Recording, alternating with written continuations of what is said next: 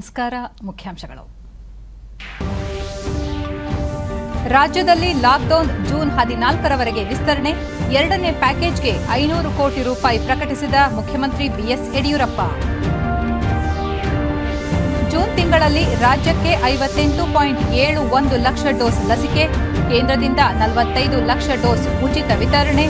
ಸಚಿವ ಡಾ ಕೆ ಸುಧಾಕರ್. ವೈದ್ಯಕೀಯ ಕ್ಷೇತ್ರವನ್ನು ಮುಂದಿನ ಸವಾಲುಗಳಿಗೆ ಸಿದ್ಧಗೊಳಿಸಲು ಆದ್ಯತೆ. ಆರೋಗ್ಯ ಮೂಲಸೌಕರ್ಯ ವೃದ್ಧಿಗೆ ಒತ್ತು. ಉಪಮುಖ್ಯಮಂತ್ರಿ ಲಕ್ಷ್ಮಣ ಸವದಿ.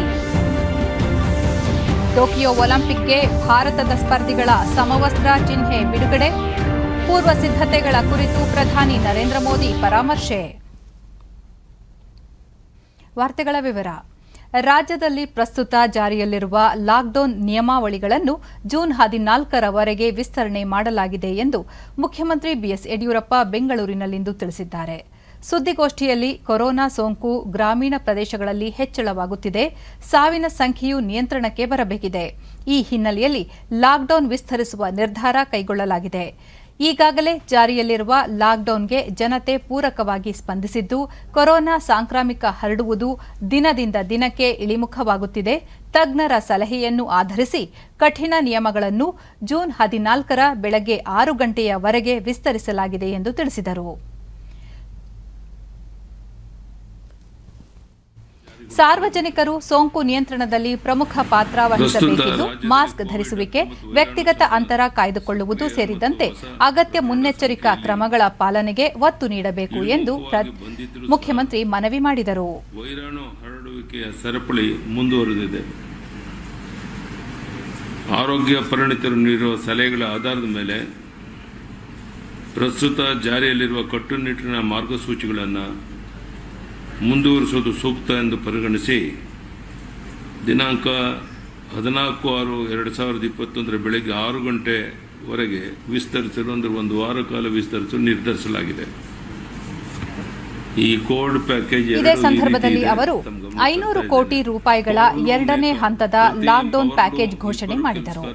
ಒಟ್ಟು 59 ವಿದ್ಯುತ್ ಮಗ್ಗ ನೇಕಾರರಿಗೆ, ಸಿನಿಮಾ ಹಾಗೂ ದೂರದರ್ಶನ ವಲಯದ ಅಸಂಘಟಿತ ಕಲಾವಿದರಿಗೆ, ಮುಜರಾಯಿ ದೇವಾಲಯಗಳ ಅರ್ಚಕರು, ಅಡುಗೆ ಸಿಬ್ಬಂದಿ, ಅಸಂಘಟಿತ ವಲಯದ ಮೀನುಗಾರರಿಗೆ ತಲಾ 3,000 ರೂಪಾಯಿ ಸಹಾಯಧನ ನೀಡುವುದಾಗಿ ತಿಳಿಸಿದರು. ರಾಜ್ಯದಲ್ಲಿ ಕೋವಿಡ್ ವಾರಿಯರ್ಗಳಾಗಿ ಕೆಲಸ ಮಾಡುತ್ತಿರುವ ಆಶಾ ಕಾರ್ಯಕರ್ತೆಯರಿಗೆ 3,000 ರೂಪಾಯಿ ಹಾಗೂ ಅಂಗನವಾಡಿ ಕಾರ್ಯಕರ್ತೆಯರಿಗೆ 2,000 ರೂಪಾಯಿಗಳನ್ನು ನೆರವಿನ ರೂಪದಲ್ಲಿ ನೀಡಲಾಗುವುದು. ನ್ಯಾಯವಾದಿಗಳ ಕಲ್ಯಾಣ ನಿಧಿಗೆ ಅನುದಾನ ನೀಡಲಾಗಿದ್ದು, ಸಣ್ಣ ಕೈಗಾರಿಕೆಗಳ ವಿದ್ಯುತ್ ಬಿಲ್ ನಿಶ್ಚಿತ ಠೇವಣಿ ಪಾವತಿಗೆ ವಿನಾಯಿತಿ ನೀಡಲಾಗಿದೆ. ಖಾಸಗಿ ಅನುದಾನ ರಹಿತ ಶಾಲಾ ಶಿಕ್ಷಕರಿಗೆ ತಲಾ 5,000 ರೂಪಾಯಿಗಳ ವಿಶೇಷ ಪ್ಯಾಕೇಜ್ ಘೋಷಿಸಲಾಗಿದೆ. ಶಾಲಾ ಮಕ್ಕಳಿಗೆ ಜೂನ್ ಜುಲೈ ತಿಂಗಳಲ್ಲಿ ಅಂಗನವಾಡಿಗಳ ಮೂಲಕ ಹಾಲಿನ ಪುಡಿ ಪೂರೈಕೆಗೆ ಕ್ರಮ ಕೈಗೊಂಡಿರುವುದು ಸೇರಿದಂತೆ ಹಲವು ಮಹತ್ವದ ನಿರ್ಧಾರಗಳನ್ನು ಮುಖ್ಯಮಂತ್ರಿ ಪ್ರಕಟಿಸಿದರು. ಇದರಿಂದ 5.6 ಕೋಟಿ ವೆಚ್ಚವಾಗಲಿದೆ. ಇದಲ್ಲದೆ ಒಟ್ಟು 7,668 ಇನ್ಲ್ಯಾಂಡ್ ದೋಣಿ ಮಾಲೀಕರಿಗೆ ತಲಾ 3,000ದಂತೆ ಪರಿಹಾರ ನಿರ್ಧರಿಸಲಾಗಿದೆ. ಇದರಿಂದ 2.3 ಕೋಟಿ ವೆಚ್ಚವಾಗಲಿದೆ. ಇದಲ್ಲದೆ ಮೀನುಗಾರ ಸಂಘಗಳಿಂದ ಒಳಗಾಡು ಮೀನುಗಾರಿಕೆಗೆ ಸರ್ಕಾರಕ್ಕೆ ನೀಡಬೇಕಾಗಿರುವ ಕಾಂಟ್ರಾಕ್ಟ್ ಫೀಸ್ನಲ್ಲಿ %25 ರಿಯಾಯಿತಿಯನ್ನು ಸಹ ನೀಡಲು ನಿರ್ಧರಿಸಿದೆ. ಮುಜರಾಯಿ ದೇವಸ್ಥಾನದ ಅರ್ಚಕರು ಮತ್ತು ಸಿಬ್ಬಂದಿಗಳು, ಮುಜರಾಯಿ ಇಲಾಖೆಯ ಸಿ ವರ್ಗದ ದೇವಸ್ಥಾನಗಳಲ್ಲಿ ಕೆಲಸ ಮಾಡುವ ಅರ್ಚಕರು, ಅಡುಗೆ ಕೆಲಸಗಾರರು ಮತ್ತು ಸಿಬ್ಬಂದಿಗಳಿಗೆ ತಲಾ 3,000 ನೀಡಲು ನಿರ್ಧರಿಸಲಾಗಿದೆ. ಈ ವರ್ಗದಲ್ಲಿ ಸುಮಾರು 36,047 ಜನರು ಇದ್ದಾರೆ. ಅದೇ ರೀತಿ ಮಸೀದಿಯಲ್ಲಿ ಪೇಶಿಮಾಮ್ ಮತ್ತು ಪೌಜಿನ್ರವರಿಗೂ ಸಹ 3,000 ಕೊಡೋಕ್ಕೆ ತೀರ್ಮಾನ ಮಾಡಿದ್ದಾರೆ. ಆಶಾ ಕಾರ್ಯಕರ್ತೆಯರು ಕೋವಿಡ್-19 ಸೋಂಕನ್ನು ತಡೆಯಲು ಹಗಲಿರುಳು ಶ್ರಮಿಸ್ತಾ ಇದ್ದಾರೆ. ಈ ವರ್ಗದವರಿಗೆ ಸಹಾಯ ಮಾಡುವುದು ಸರ್ಕಾರದ ಆದ್ಯ ಕರ್ತವ್ಯವಾಗಿದೆ. ಕರ್ನಾಟಕ ಸರ್ಕಾರ ಕೋವಿಡ್-19 ತಡೆಗಟ್ಟುವಲ್ಲಿ ಫ್ರಂಟ್ಲೈನ್ ವಾರಿಯರ್ಸ್ ಆದ ಆಶಾ ಕಾರ್ಯಕರ್ತರಿಗೆ ತಲಾ 3,000 ಪರಿಹಾರ ನೀಡಲು ನಿರ್ಧರಿಸಿದೆ. ಇದು ಒಟ್ಟು 42,574 ಆಶಾ ಕಾರ್ಯಕರ್ತರಿಗೆ ಸಹಾಯ ಆಗುತ್ತೆ.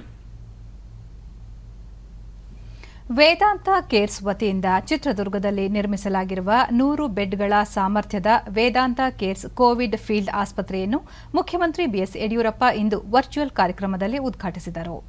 ಬಿಎಂಆರ್ಸಿಎಲ್ ವ್ಯವಸ್ಥಾಪಕ ನಿರ್ದೇಶಕ ರಾಕೇಶ್ ಸಿಂಗ್, ಚಿತ್ರದುರ್ಗ ಜಿಲ್ಲಾಧಿಕಾರಿ ಕವಿತಾ ಎಸ್ ಮನ್ನಿಕೇರಿ, ವೇದಾಂತ ಸಂಸ್ಥೆಯ ಮುಖ್ಯಸ್ಥ ಅನಿಲ್ ಅಗರ್ವಾಲ್ ಮತ್ತಿತರರು ಉಪಸ್ಥಿತರಿದ್ದರು.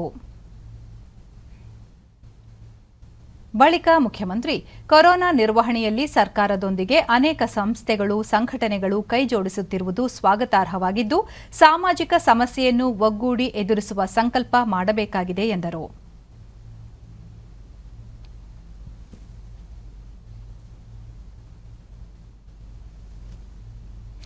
ಈವರೆಗೆ ದೇಶದ ನಗರ ಪ್ರದೇಶಗಳಲ್ಲಿ ನಡೆದಿರುವ ಕೋವಿಡ್ ಲಸಿಕಾ ಅಭಿಯಾನದಲ್ಲಿ ಬೆಂಗಳೂರು ಮುಂಚೂಣಿಯಲ್ಲಿದ್ದು, ದೇಶದಲ್ಲೇ ದೆಹಲಿ ಹೊರತುಪಡಿಸಿದರೆ ಬೆಂಗಳೂರಿನಲ್ಲಿ ಅತಿ ಹೆಚ್ಚು ಜನರಿಗೆ ಲಸಿಕೆ ನೀಡಲಾಗಿದೆ ಎಂಬ ಮಾಹಿತಿಯನ್ನು ಆರೋಗ್ಯ ಸಚಿವ ಡಾ ಕೆ ಸುಧಾಕರ್ ತಮ್ಮ ಟ್ವೀಟ್ನಲ್ಲಿ ಹಂಚಿಕೊಂಡಿದ್ದಾರೆ.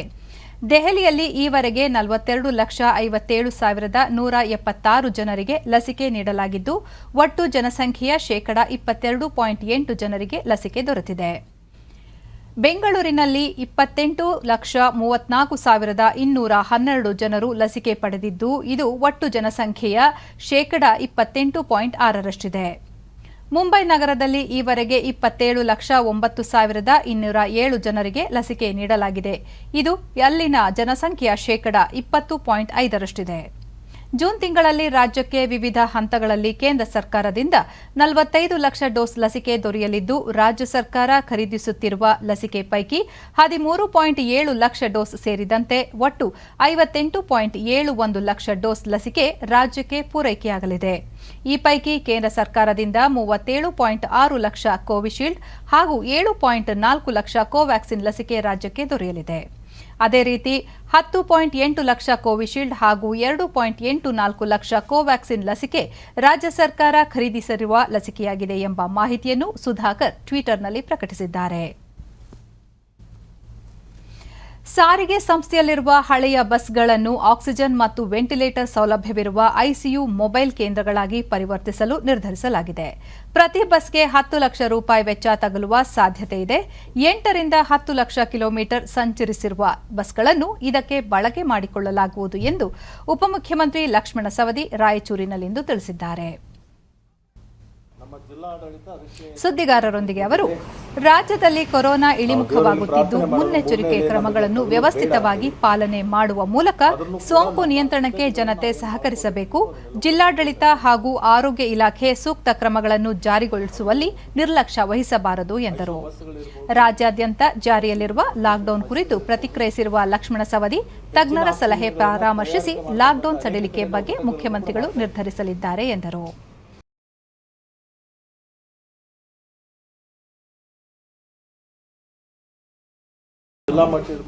ಕೆಎಸ್ಆರ್ಟಿಸಿ ಹೆಸರಿನ ವಿಚಾರದಲ್ಲಿ ಕೇರಳ ರಾಜ್ಯದೊಂದಿಗೆ ಕರ್ನಾಟಕ ಪೈಪೋಟಿಗೆ ನಿಂತಿಲ್ಲ.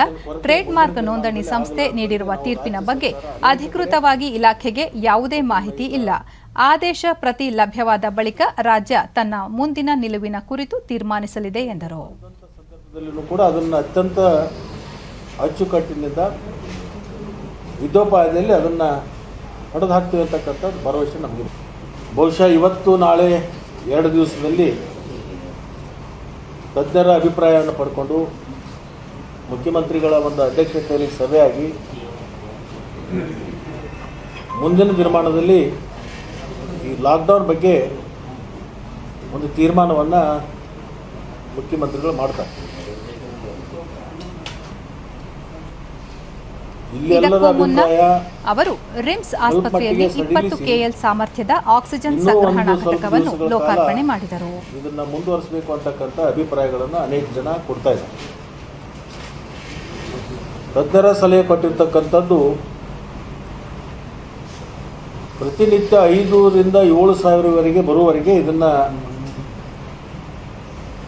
ಲಾಕ್ಡೌನನ್ನು ಮುಂದುವರಿಸಬೇಕು ಅಂತಕ್ಕಂಥ ಅಭಿಪ್ರಾಯಗಳನ್ನು ಹೇಳ್ತಾ ಇದ್ದಾರೆ.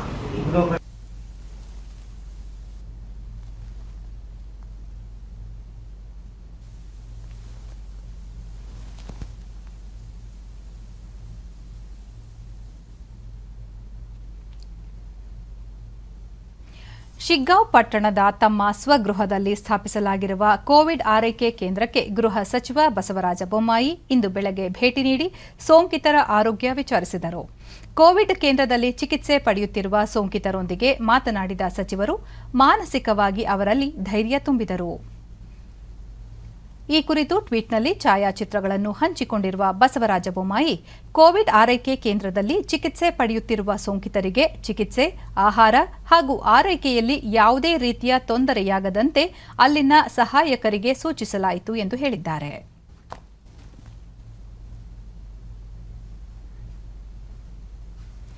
ರಾಜ್ಯದಲ್ಲಿ ಇಂದು ಕೋವಿಡ್-19 ಸೋಂಕಿತರ ಪರೀಕ್ಷೆ 3 ಕೋಟಿಯ ಗಡಿ ದಾಟಲಿದೆ ಎಂದು ಆರೋಗ್ಯ ಮತ್ತು ವೈದ್ಯಕೀಯ ಶಿಕ್ಷಣ ಸಚಿವ ಡಾ ಕೆ ಸುಧಾಕರ್ ತಿಳಿಸಿದ್ದಾರೆ. ಈ ಕುರಿತು ಟ್ವೀಟ್ ಮಾಡಿರುವ ಅವರು, ರಾಜ್ಯಾದ್ಯಂತ ಒಟ್ಟು 196 ಕೋವಿಡ್ ಪ್ರಯೋಗಾಲಯಗಳಿದ್ದು, ಈವರೆಗೂ ನಡೆಸಿರುವ ಪರೀಕ್ಷೆಗಳಲ್ಲಿ 82% ಅಧಿಕ ಆರ್ಟಿ-ಪಿಸಿಆರ್ ಪರೀಕ್ಷೆಗಳನ್ನು ಮಾಡಲಾಗಿದೆ. ಈ ಮೈಲಿಗಲ್ಲು ಸಾಧಿಸಲು ಶ್ರಮಿಸಿದ ಎಲ್ಲ ಕೊರೋನಾ ಯೋಧರು ಹಾಗೂ ಪ್ರಯೋಗಾಲಯದ ಸಿಬ್ಬಂದಿಗೆ ಅಭಿನಂದನೆ ಸಲ್ಲಿಸುತ್ತೇನೆ ಎಂದು ಹೇಳಿದ್ದಾರೆ. ನಿನ್ನೆಯವರೆಗೆ ರಾಜ್ಯದಲ್ಲಿ 2,99,99,107 ಕೊರೋನಾ ಮಾದರಿ ಪರೀಕ್ಷೆಗಳನ್ನು ನಡೆಸಲಾಗಿದೆ. ಈ ನಡುವೆ ರಾಜ್ಯಕ್ಕೆ ಸರಿಯಾದ ಸಮಯಕ್ಕೆ ಆಮ್ಲಜನಕವನ್ನು ಪೂರೈಸಿರುವ ಕೇಂದ್ರ ಸರ್ಕಾರಕ್ಕೂ ಧನ್ಯವಾದಗಳನ್ನು ತಿಳಿಸುವುದಾಗಿ ಡಾ ಕೆ ಸುಧಾಕರ್ ಹೇಳಿದ್ದಾರೆ. ಗುಜರಾತ್ನ ಜಾಮ್ನಗರದಿಂದ ನಿನ್ನೆ ತಡರಾತ್ರಿ ಬೆಂಗಳೂರಿಗೆ 110.84 ಮೆಟ್ರಿಕ್ ಟನ್ನಷ್ಟು ಆಮ್ಲಜನಕ ಹೊತ್ತ ರೈಲೊಂದು ಆಗಮಿಸಿರುವ ವಿಡಿಯೋವನ್ನು ಸಚಿವರು ಟ್ವೀಟ್ನಲ್ಲಿ ಹಂಚಿಕೊಂಡಿದ್ದಾರೆ.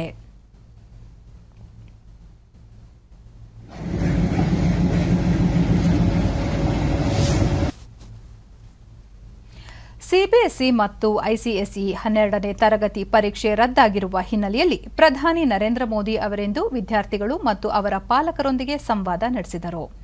ಆಸಕ್ತಿಕರವಾಗಿ ನಡೆದ ಸಂವಾದದಲ್ಲಿ ಪ್ರಧಾನಿ, ಪರೀಕ್ಷೆ ಇಲ್ಲವೆಂದ ಮೇಲೆ ನಿಮಗೀಗ ಖಾಲಿ ಸಮಯ ಬಂದಿದೆ, ಅದನ್ನು ಹೇಗೆ ನಿಭಾಯಿಸುತ್ತೀರಿ? ಒಲಿಂಪಿಕ್ ಆಟಗಾರರ ಬಗ್ಗೆ ಅರಿಯುತ್ತೀರಾ? ಯೋಗ ದಿನ ಬರುತ್ತಿದೆ, ಅದರ ಬಗ್ಗೆ ಏನಾದರೂ ಯೋಚಿಸಿದ್ದೀರಾ ಎಂದು ಪ್ರಶ್ನಿಸಿದರು. ಪರೀಕ್ಷೆ ಇಲ್ಲವೆಂದಾಗ ತುಂಬಾ ಖುಷಿಯಾಯಿತು. ಸ್ಪರ್ಧಾತ್ಮಕ ಪರೀಕ್ಷೆಗಳ ಮೇಲೆ ಗಮನ ಕೇಂದ್ರೀಕರಿಸಿ ಓದಬಹುದು ಎಂದು ವಿದ್ಯಾರ್ಥಿನಿಯೊಬ್ಬರು ಉತ್ತರಿಸಿದರೆ, ಪ್ರಧಾನಿ ಅಂತೂ ಮನಸ್ಸಿನಿಂದ ಪರೀಕ್ಷೆ ಮರೆಯಲಾಗುವುದಿಲ್ಲ ಎಂದು ಛೇಡಿಸಿದರು. ಹಬ್ಬದಂತೆ ಪರೀಕ್ಷೆ ಆಚರಿಸಬೇಕೆಂದು ತಾವೇ ಹೇಳಿದ್ದೀರಿ, ಹಾಗಿದ್ದ ಮೇಲೆ ಭಯವೇಕೆ? ಭಯವಿರಲಿಲ್ಲ ಎಂದು ವಿದ್ಯಾರ್ಥಿಗಳು ಹೇಳಿದರು. अवेयरनेस ड्राइव कुछ महीने पहले चलाई थी जब अनलॉक हुआ था यहाँ पे, एंड हमने जैसे नुक्कड़ नाटक किए, हमने प्रॉपर कोविड गाइडलाइन से लेकर लोगों में जगह जगह जाकर हमने बताया था कि आपके लिए कोविड गाइडलाइंस को फॉलो करना, सोशल डिस्टेंसिंग रखना, मास्क पहनना एंड उसको वॉश करना, it is very important and आप लोग इसको फॉलो कीजिए. तो आई थिंक कि ऐसे अगर हम अपने लेवल पे भी कुछ इनिशिएटिव लें और खुद रिस्पॉन्सिबल बने तो बहुत बड़ा चेंज आ सकता है. अच्छा, मैं ये जानना चाहूंगा कि आप लोगों ने आपका जो, क्योंकि मैं जानता हूं जब 12th में बच्चे होते हैं तो उनके दिमाग में, परिवार में आगे का यही चलता रहता है. आप परसों तक तो यानी 1 तारीख सुबह तक तो इस मूड में थे कि आज ये पढ़ूंगे, कल ये पढ़ेंगे, सुबह 5 बजे उठेंगे, 4 बजे उठेंगे, ये करेंगे, वो सब सोचा होगा, कई टाइम टेबल बनाया होगा. अचानक सब चला गया. ಬೆಂಗಳೂರಿನ ನಂದನ್ ಹೆಗಡೆ ಎನ್ನುವ ವಿದ್ಯಾರ್ಥಿ, ಜೀವನದಲ್ಲಿ ಇನ್ನೂ ಹಲವಾರು ಪರೀಕ್ಷೆಗಳನ್ನು ಎದುರಿಸುತ್ತಿದೆ, ಇದೊಂದು ಪರೀಕ್ಷೆ ತಪ್ಪಿದರೆ ಏನೂ ಆಗುವುದಿಲ್ಲ ಎಂದು ಹೇಳಿದರು. ಅನೇಕ ಪಾಲಕರು ಸಂವಾದದಲ್ಲಿ ಪಾಲ್ಗೊಂಡು ಪರೀಕ್ಷೆ ರದ್ದುಪಡಿಸಿರುವುದಕ್ಕೆ ಸಂತಸ ವ್ಯಕ್ತಪಡಿಸಿದರು. ಪರೀಕ್ಷೆ ಹೊರತಾದ ಮಾತುಕತೆ ನಡೆಸಬಹುದಲ್ಲವೇ ಎಂದು ಪ್ರಧಾನಿ ಪ್ರಶ್ನಿಸಿದರೆ, ಪಾಲಕರೊಬ್ಬರು ಶಾರುಖ್ ಖಾನ್ ಅವರನ್ನು ಭೇಟಿಯಾದಾಗಲೂ ಇಷ್ಟು ಸಂತಸವಾಗಿರಲಿಲ್ಲ, ಇಂದು ನಿಮ್ಮೊಂದಿಗೆ ಮಾತನಾಡಿ ಬಹಳ ಸಂತಸವಾಗುತ್ತಿದೆ ಎಂದರು. कि फिर 21 तारीख को योगा दिवस है तो उसमें मन लगेगा, क्या लगेगा? ಪ್ರಧಾನಿ ನರೇಂದ್ರ ಮೋದಿ ಅವರಿಂದು ಟೋಕಿಯೋ ಒಲಿಂಪಿಕ್ ಕ್ರೀಡಾಕೂಟದಲ್ಲಿ ಪಾಲ್ಗೊಳ್ಳಲಿರುವ ದೇಶದ ಕ್ರೀಡಾಪಟುಗಳ ಸಿದ್ಧತೆ ಕುರಿತು ಪರಾಮರ್ಶೆ ನಡೆಸಿದರು. ಕ್ರೀಡಾಪಟುಗಳ ಅಗತ್ಯವನ್ನು ಆದ್ಯತೆ ಮೇರೆಗೆ ಪೂರೈಸಬೇಕೆಂದು ಕ್ರೀಡಾ ಸಚಿವಾಲಯಕ್ಕೆ ನಿರ್ದೇಶನ ನೀಡಿದರು. ಕ್ರೀಡೆ ನಮ್ಮ ದೇಶದ ಇತಿಹಾಸದ ಕೇಂದ್ರ ಬಿಂದುವಾಗಿದೆ. ಇಂದಿನ ನಮ್ಮ ಯುವಜನರು ಕ್ರೀಡೆಯನ್ನು ಸದೃಢ ಹಾಗೂ ಜೀವಂತ ಸಂಸ್ಕೃತಿಯನ್ನಾಗಿ ರೂಪಿಸುತ್ತಿದ್ದಾರೆ ಎಂದರು. ದೇಶದ 135 ಕೋಟಿ ಜನರ ಶುಭ ಕಾಮನೆಗಳು ಕ್ರೀಡಾಳುಗಳೊಂದಿಗೆ ಇವೆ ಎಂದು ಹೇಳಿದ ಪ್ರಧಾನಿ, ಜಾಗತಿಕ ಕ್ರೀಡಾ ವೇದಿಕೆಯಲ್ಲಿ ಮಿಂಚುವ ಕ್ರೀಡಾಪಟುಗಳು ಸಾವಿರಾರು ಯುವಜನರಿಗೆ ಪ್ರೇರಣೆಯಾಗಿದ್ದಾರೆ ಎಂದರು.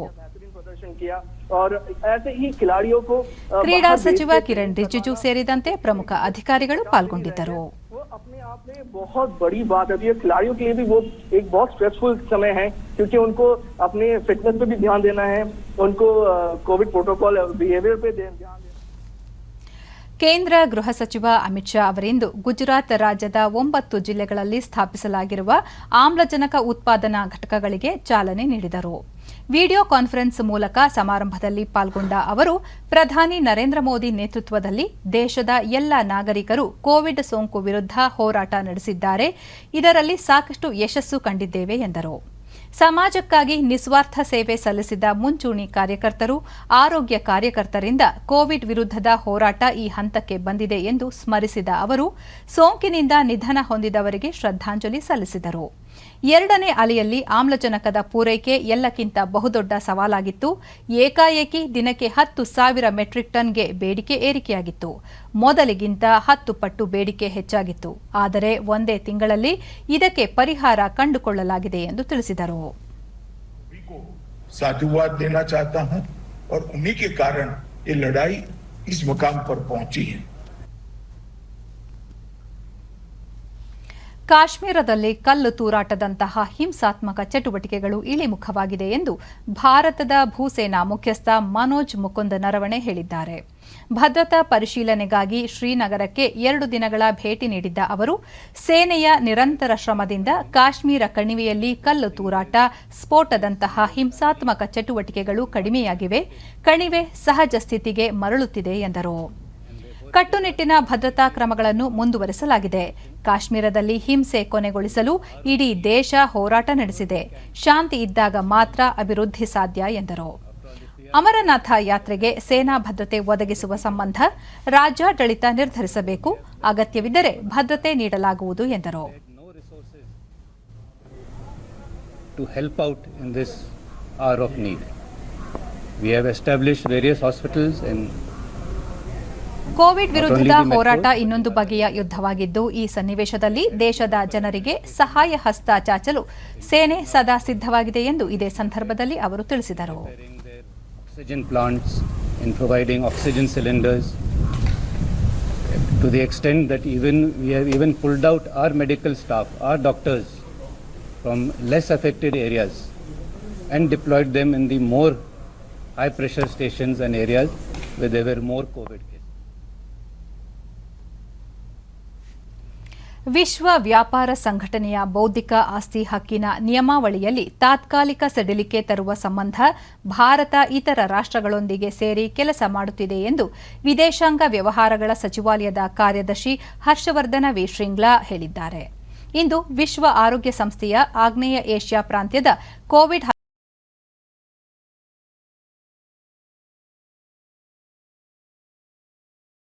ಲಸಿಕೆ ದೊರೆಯುವಂತಾಗಲು ಬೌದ್ಧಿಕ ಆಸ್ತಿ ಹಕ್ಕು ನಿಯಮಾವಳಿಯಲ್ಲಿ ತಾತ್ಕಾಲಿಕವಾಗಿಯಾದರೂ ಸಡಿಲಿಕೆ ಮಾಡುವುದು ಅಗತ್ಯ ಎಂದು ಪ್ರತಿಪಾದಿಸಿದರು. ಭಾರತ್ ಬಯೋಟೆಕ್ ನಿರ್ಮಿಸುತ್ತಿರುವ ಭಾರತದ ದೇಶೀಯ ಲಸಿಕೆ ಕೋವ್ಯಾಕ್ಸಿನ್ಗೆ ವಿಶ್ವ ಆರೋಗ್ಯ ಸಂಸ್ಥೆಯ ಅನುಮೋದನೆ ದೊರೆಯುವ ಕುರಿತು ಭಾರತ ಎದುರು ನೋಡುತ್ತಿದೆ ಎಂದರು.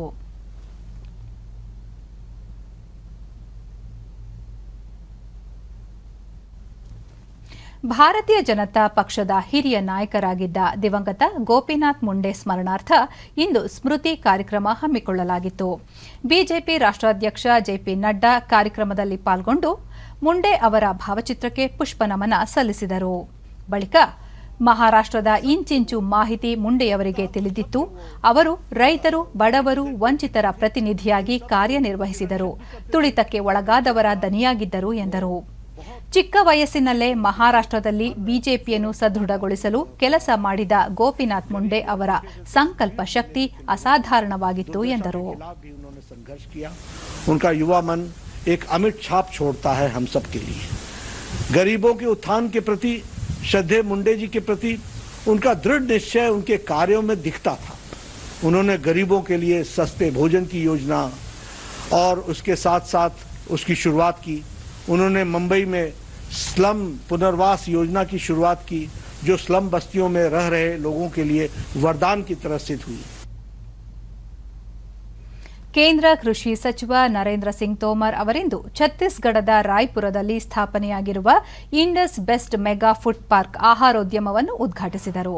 ವಿಡಿಯೋ ಕಾನ್ಫರೆನ್ಸ್ ಮೂಲಕ ಕಾರ್ಯಕ್ರಮದಲ್ಲಿ ಪಾಲ್ಗೊಂಡು ಈ ಆಹಾರೋದ್ಯಮ ರೈತರು ಬೆಳೆದ ಬೆಳೆಗಳನ್ನು ಮೌಲ್ಯವರ್ಧನೆ ಮಾಡಲಿದೆ. ಈ ಮೂಲಕ ರೈತರಿಗೆ ನಷ್ಟವಾಗುವ ಪ್ರಮಾಣ ಕಡಿಮೆಯಾಗಿ ರೈತರ ಆದಾಯ ವೃದ್ಧಿಯಾಗಲಿದೆ ಎಂದರು. ಇದರಿಂದ 25,000 ರೈತರಿಗೆ ಅನುಕೂಲವಾಗಲಿದೆ. ಈ ಭಾಗದಲ್ಲಿ ಉದ್ಯೋಗಾವಕಾಶವೂ ಹೆಚ್ಚಲಿದೆ.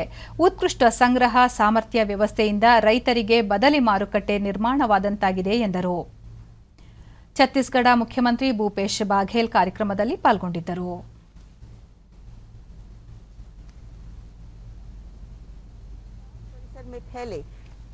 ಪಂಜಾಬ್ ನ್ಯಾಷನಲ್ ಬ್ಯಾಂಕ್ ಹಗರಣದ ಆರೋಪಿ ಮೆಹುಲ್ ಚೋಕ್ಸಿ ಡೊಮಿನಿಕ್ ಅಧಿಕಾರಿಗಳ ವಶದಲ್ಲಿದ್ದು ಭಾರತಕ್ಕೆ ಕರೆತರುವ ಪ್ರಯತ್ನ ಜಾರಿಯಲ್ಲಿದೆ ಎಂದು ವಿದೇಶಾಂಗ ವ್ಯವಹಾರಗಳ ಸಚಿವಾಲಯ ಇಂದು ತಿಳಿಸಿದೆ. ವಿದೇಶಾಂಗ ವ್ಯವಹಾರಗಳ ಸಚಿವಾಲಯದ ವಕ್ತಾರ ಅರಿವಂದಮ್ ಬಾಗ್ಜಿ ಎಲ್ಲ ಆರ್ಥಿಕ ಅಪರಾಧಿಗಳನ್ನು ದೇಶಕ್ಕೆ ವಾಪಸ್ ಕರೆತರಬೇಕು ಎನ್ನುವುದು ಭಾರತದ ನಿಲುವು. ಅದರಂತೆ ಮೆಹುಲ್ ಚೋಕ್ಸಿಯನ್ನು ವಾಪಸ್ ಕರೆತರುವ ಪ್ರಯತ್ನ ನಡೆಯುತ್ತಿದ್ದು ಕೆಲವು ಕಾನೂನಾತ್ಮಕ ಪ್ರಕ್ರಿಯೆ ಜಾರಿಯಲ್ಲಿದೆ ಎಂದರು. ಭಾರತ ಚೀನಾ ಗಡಿ ಪ್ರದೇಶದಲ್ಲಿ ಉಭಯ ರಾಷ್ಟ್ರಗಳ ಸೇನಾ ಹಿಂತೆಗೆತ ಪ್ರಕ್ರಿಯೆ ಪೂರ್ಣಗೊಂಡಿಲ್ಲ. ಆದರೆ ಈ ಪ್ರದೇಶದಲ್ಲಿ ಸ್ಥಿರತೆ ಕಾಯ್ದುಕೊಳ್ಳಲು ಉಭಯ ರಾಷ್ಟ್ರಗಳು ಸಮ್ಮತಿಸಿವೆ ಎಂದು ಪ್ರಶ್ನೆಯೊಂದಕ್ಕೆ ಉತ್ತರಿಸಿದರು. I would like to reiterate what I have shared earlier, that the process of disengagement remains unfinished. The two sides have agreed that in the interim, they would maintain stability on the ground and avoid any new incidents. It is our expectation, therefore, that neither side should do anything that is not in keeping with these understandings. An early completion of the disengagement in the remaining areas could lead to de-escalation of forces in eastern Ladakh, which would hopefully lead to full restoration of peace and tranquility in the border areas and enable overall progress in the bilateral relationship. ರಾಜಧಾನಿ ದೆಹಲಿಯಲ್ಲಿ COVID-19 ಸಾಂಕ್ರಾಮಿಕದ ಕುರಿತು ಶ್ವೇತಪತ್ರ ಹೊರಡಿಸುವಂತೆ ಭಾರತೀಯ ಜನತಾ ಪಕ್ಷ ಆಗ್ರಹಿಸಿದೆ. ಪಕ್ಷದ ವಕ್ತಾರ ಸಂಬಿತ್ ಪಾತ್ರ, ದೆಹಲಿಯ ಮಹಾನಗರ ಪಾಲಿಕೆ ಕಳೆದ ಕೆಲವು ದಿನಗಳಿಂದ 34,000 ಮರಣ ಪ್ರಮಾಣ ಪತ್ರಗಳನ್ನು ವಿತರಣೆ ಮಾಡಿದೆ. ಆದರೆ ಅಲ್ಲಿನ ಸರ್ಕಾರ ಮಾಹಿತಿ ಬೇರೆಯದೇ ಮಾಹಿತಿ ನೀಡುತ್ತಿದೆ. ಕೋವಿಡ್ನಿಂದ ಮೃತಪಟ್ಟವರ ಸಂಖ್ಯೆ ಸರ್ಕಾರದ ಸಂಖ್ಯೆಗಿಂತ ವಾಸ್ತವದಲ್ಲಿ ಹೆಚ್ಚಿದೆ. ಈ ಹಿನ್ನೆಲೆಯಲ್ಲಿ ಶೀಘ್ರ ಶ್ವೇತಪತ್ರ ಹೊರಡಿಸಬೇಕು ಎಂದು ಒತ್ತಾಯಿಸಿದರು. ದೆಹಲಿ ಸರ್ಕಾರ ಮನೆ ಮನೆಗೆ ಆಮ್ಲಜನಕ ಔಷಧಗಳನ್ನು ಪೂರೈಕೆ ಮಾಡುವುದಾಗಿ ತಿಳಿಸಿತ್ತು. ಆದರೆ ಇದರಲ್ಲೂ ವಿಫಲವಾಗಿದೆ ಎಂದು ಆರೋಪಿಸಿದರು. थर्ड वेव की तैयारी कर रहे हैं, हम प्रोटेक्शन देंगे दिल्ली को, किंतु अगर ये आंकड़े जो आज आपके सामने हम रख रहे हैं, इन आंकड़ों को आज अगर हम जांचेंगे तो जनता का तो आत्मविश्वास आपके ऊपर है नहीं. People would not have the confidence on you because आप तो सेकेंड वेव से पहले भी कह रहे थे हम सारी तैयारी कर रहे हैं, हम हॉस्पिटल बना रहे हैं, बेड बना रहे हैं, होम डिलीवरी ऑक्सीजन का करेंगे.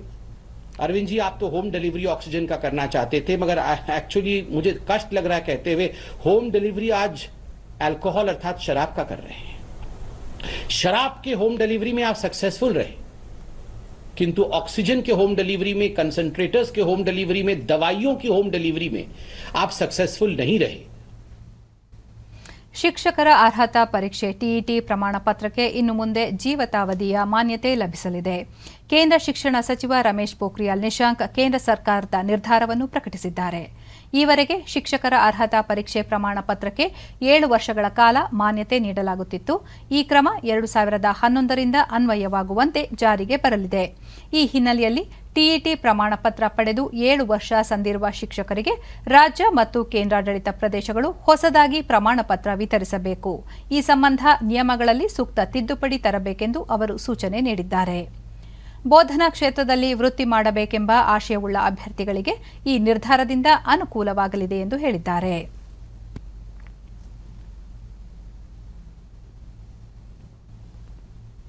ಗರ್ಭಿಣಿಯರ ಆರೋಗ್ಯ ರಕ್ಷಣೆ ಮತ್ತು ಸುಲಲಿತ ಹೆರಿಗೆ ದೃಷ್ಟಿಯಿಂದಾಗಿ ಉತ್ತರ ಕನ್ನಡ ಜಿಲ್ಲೆ ಯಲ್ಲಾಪುರ ತಾಲೂಕು ಪಂಚಾಯಿತಿ, ಆರೋಗ್ಯ ಇಲಾಖೆ ಹಾಗೂ ಸ್ವಯಂ ಸೇವಾ ಸಂಸ್ಥೆಗಳ ಸಹಯೋಗದಲ್ಲಿ ತಾಲೂಕು ಆಸ್ಪತ್ರೆಯನ್ನು ಸೌರ ವಿದ್ಯುತ್ ಹೆರಿಗೆ ಆಸ್ಪತ್ರೆಯಾಗಿ ಪರಿವರ್ತಿಸಲಾಗಿದೆ. ಇದು ರಾಜ್ಯದಲ್ಲೇ ಪ್ರಥಮ ಪ್ರಯತ್ನವಾಗಿದೆ. ಸೋಲಾರ್ ವ್ಯವಸ್ಥೆಯಿಂದಾಗಿ ವಿದ್ಯುತ್ ಸಮಸ್ಯೆಯ ಭಯವಿಲ್ಲದೆ ವೈದ್ಯರು ಚಿಕಿತ್ಸೆ ನೀಡಲು ಅನುಕೂಲವಾಗಲಿದೆ. ಸೌರ ಶಕ್ತಿಯಿಂದಾಗಿ ಹೆರಿಗೆ ವೇಳೆ ಬಳಸುವ ಫ್ರಿಡ್ಜ್, ವ್ಯಾಕ್ಯೂಮ್ ಡೆಲಿವರಿ ಉಪಕರಣ, ರೇಡಿಯಂಟ್, ವಾರ್ಮರ್ ಇತ್ಯಾದಿ ಉಪಕರಣಗಳು ದಿನದ 24 ಗಂಟೆಯೂ ಕೆಲಸ ಮಾಡುತ್ತವೆ. ಇದರಿಂದ ರಕ್ತ ಮತ್ತು ಔಷಧ ಸಂಗ್ರಹ, ಅಗತ್ಯ ಬೆಳಕು, ಬಿಸಿ ನೀರು ಬಳಕೆಗೆ ಅನುಕೂಲವಾಗಲಿದೆ. ಅಲ್ಲದೆ ನಿರಾತಂಕವಾಗಿ ಹೆರಿಗೆ ಮಾಡಲು ವೈದ್ಯರಿಗೆ ನೆರವಾಗಲಿದ್ದು, ಹೆರಿಗೆ ವೇಳೆ ಉಂಟಾಗುವ ಅಪಾಯದ ಪರಿಸ್ಥಿತಿ ನಿರ್ಮಾಣವಾಗುವುದನ್ನು ತಡೆಗಟ್ಟಲು ಸಹಾಯವಾಗಲಿದೆ.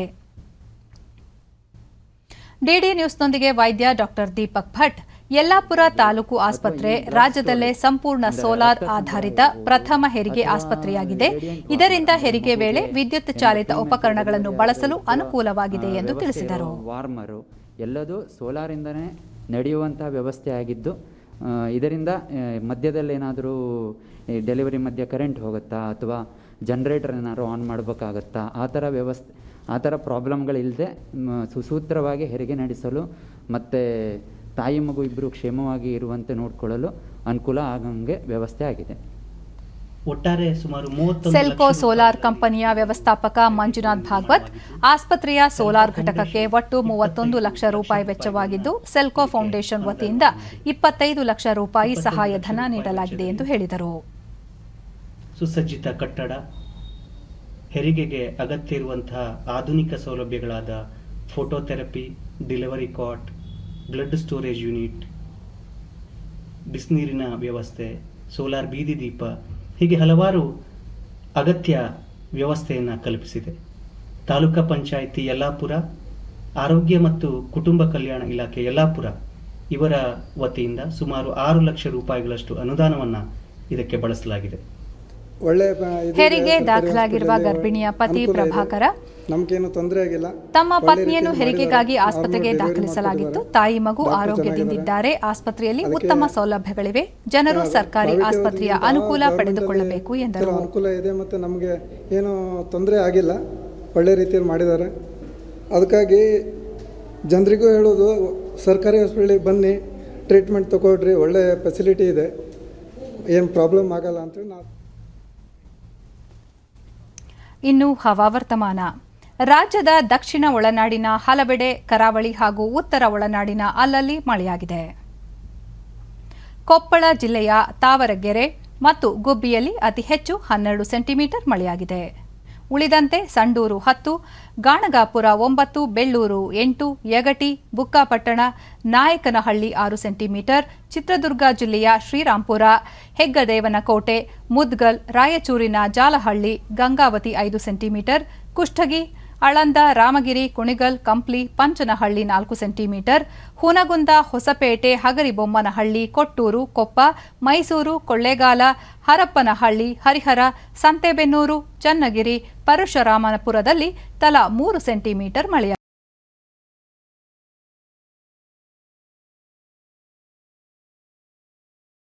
ಕಡೆ ಉತ್ತರ ಒಳನಾಡಿನ ಹಲವೆಡೆ ಗುಡುಗು ಸಹಿತ ಮಳೆ ಸಾಧ್ಯತೆ.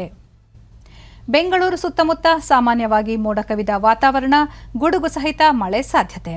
ಗರಿಷ್ಠ ತಾಪಮಾನ 32, ಕನಿಷ್ಠ 21 ಡಿಗ್ರಿ ಸೆಲ್ಸಿಯಸ್ ದಾಖಲಾಗುವ ನಿರೀಕ್ಷೆ. ಕೊನೆಯಲ್ಲಿ ಮತ್ತೊಮ್ಮೆ ಮುಖ್ಯಾಂಶಗಳು. ರಾಜ್ಯದಲ್ಲಿ ಲಾಕ್ಡೌನ್ ಜೂನ್ 14ರವರೆಗೆ ವಿಸ್ತರಣೆ, 2ನೇ ಪ್ಯಾಕೇಜ್ಗೆ 500 ಕೋಟಿ ರೂಪಾಯಿ ಪ್ರಕಟಿಸಿದ ಮುಖ್ಯಮಂತ್ರಿ ಬಿಎಸ್ ಯಡಿಯೂರಪ್ಪ. ಜೂನ್ ತಿಂಗಳಲ್ಲಿ ರಾಜ್ಯಕ್ಕೆ 58.71 ಲಕ್ಷ ಡೋಸ್ ಲಸಿಕೆ, ಕೇಂದ್ರದಿಂದ 45 ಲಕ್ಷ ಡೋಸ್ ಉಚಿತ ವಿತರಣೆ, ಸಚಿವ ಡಾಕ್ಟರ್ ಕೆ ಸುಧಾಕರ್. ವೈದ್ಯಕೀಯ ಕ್ಷೇತ್ರವನ್ನು ಮುಂದಿನ ಸವಾಲುಗಳಿಗೆ ಸಿದ್ಧಗೊಳಿಸಲು ಆದ್ಯತೆ, ಆರೋಗ್ಯ ಮೂಲಸೌಕರ್ಯ ವೃದ್ಧಿಗೆ ಒತ್ತು, ಉಪಮುಖ್ಯಮಂತ್ರಿ ಲಕ್ಷ್ಮಣ ಸವದಿ. ಟೋಕಿಯೋ ಒಲಿಂಪಿಕ್ಗೆ ಭಾರತದ ಸ್ಪರ್ಧಿಗಳ ಸಮವಸ್ತ್ರ ಚಿಹ್ನೆ ಬಿಡುಗಡೆ, ಪೂರ್ವ ಸಿದ್ಧತೆಗಳ ಕುರಿತು ಪ್ರಧಾನಿ ನರೇಂದ್ರ ಮೋದಿ ಪರಾಮರ್ಶೆ. ವೀಕ್ಷಕರೇ, ನಮ್ಮ ವಾರ್ತಾ ಪ್ರಸಾರವನ್ನು ನೀವು ಡಿಡಿ ಚಂದನ ನ್ಯೂಸ್ ಯೂಟ್ಯೂಬ್ ಚಾನೆಲ್ನಲ್ಲೂ ವೀಕ್ಷಿಸಬಹುದು. ವೀಕ್ಷಕರೇ, ನಾನು ಈಗ ಸ್ಟುಡಿಯೋದಿಂದ ತೆರಳುತ್ತಿರುವ ಕಾರಣ ಮಾಸ್ಕ್ ಧರಿಸುತ್ತಿದ್ದೇನೆ. ನೀವು ಸಹ ಮನೆಯಿಂದ ಹೊರಗೆ ಹೋಗುವ ಮುನ್ನ ಸರಿಯಾದ ಕ್ರಮದಲ್ಲಿ ತಪ್ಪದೆ ಮಾಸ್ಕ್ ಧರಿಸಿ. ವ್ಯಕ್ತಿಗತ ಅಂತರ ಕಾಪಾಡಿಕೊಳ್ಳುವುದರೊಂದಿಗೆ ನೀವು ಸುರಕ್ಷಿತವಾಗಿರಿ, ನಿಮ್ಮವರನ್ನು ಸುರಕ್ಷಿತವಾಗಿರಿಸಿ. ನೈರ್ಮಲ್ಯಕ್ಕೆ ಆದ್ಯತೆ ನೀಡುವುದರ ಜೊತೆಗೆ ಸೋಂಕು ತಡೆಗೆ ಸಾರ್ವಜನಿಕರು ಕೋವಿಡ್-19 ಲಸಿಕೆ ಪಡೆಯುವುದು ಅಗತ್ಯ. ಇಲ್ಲಿಗೆ ವಾರ್ತಾ ಪ್ರಸಾರ ಮುಕ್ತಾಯವಾಯಿತು. ನಮಸ್ಕಾರ.